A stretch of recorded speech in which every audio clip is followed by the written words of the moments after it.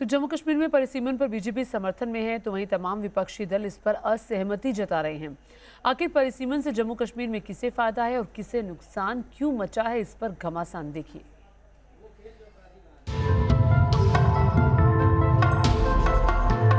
जम्मू कश्मीर में परिसीमन की प्रक्रिया को लेकर सियासी सरगर्मियां तेज हैं। विपक्षी दल लगातार इसका विरोध कर रहे हैं, जबकि मोदी सरकार जम्मू कश्मीर के भविष्य के लिए इसे जरूरी बता रही है।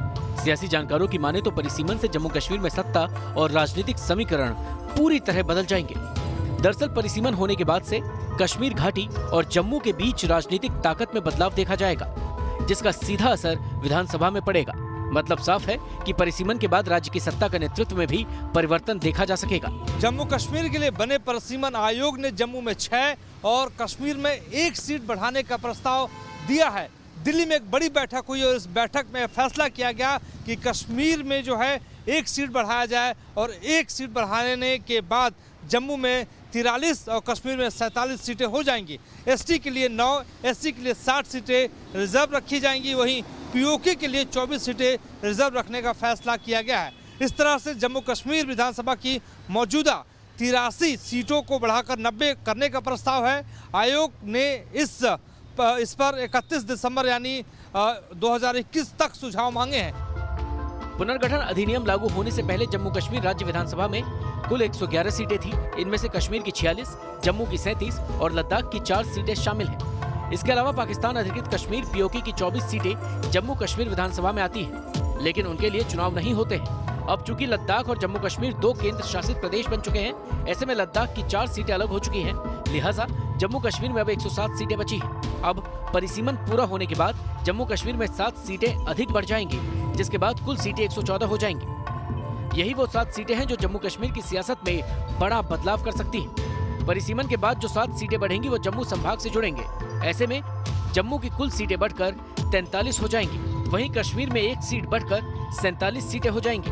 अभी तक की राजनीति में हमेशा घाटी यानी कश्मीर संभाग का वर्चस्व रहा है, लेकिन अब जम्मू की भी ताकत बढ़ जाएगी। चूंकि कश्मीर घाटी में महबूबा मुफ्ती की पीडीपी और फारूक अब्दुल्ला की पार्टी नेशनल कॉन्फ्रेंस का वर्चस्व रहा है, तो वहीं जम्मू में बीजेपी लगातार पार्टी को मजबूत करने में जुटी है और यहाँ पार्टी का वोट आधार भी है, जिसकी वजह से पिछले साल जिला विकास परिषद के चुनाव में बीजेपी ने जम्मू इलाके की 6 परिषदों पर कब्जा जमाया था। यही कारण है कि बीजेपी चुनाव से पहले परिसीमन के पक्ष में है, जबकि तमाम विपक्षी दल इसका विरोध कर रहे हैं।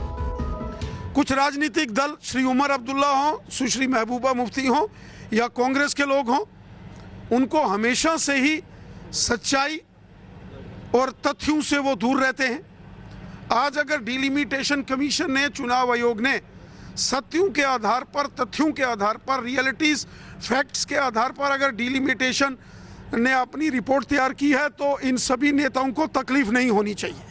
वो तो हमने तभी ऑब्जेक्शन की थी, क्योंकि डिलिमिटेशन हमेशा पार्टी के आधार पर होती है, कभी नहीं कि उसका लोकसभा में आदमी होगा या राज्यसभा में होगा, असेंबली में उसका आदमी है या नहीं है, उस पर कभी नहीं होती है। तो ये तो डिस्क्रिमिनेट किया गया है कमेटी बनाते वक्त, कि वो टेलर मेड कमेटी थी कि किस पार्टी का था। इसमें भी कांग्रेस का कोई नहीं था, इवन पीडीपी का कोई नहीं था, पैंथर पार्टी का कोई नहीं था, इवन दूसरी रीजनल पार्टीज हैं उनका कोई नहीं था। अब आपको ये भी बता दें कि जम्मू कश्मीर में परिसीमन के बाद SC/ST को क्या फायदा मिल सकता है। मौजूदा विधानसभा सीटों की संख्या के आधार पर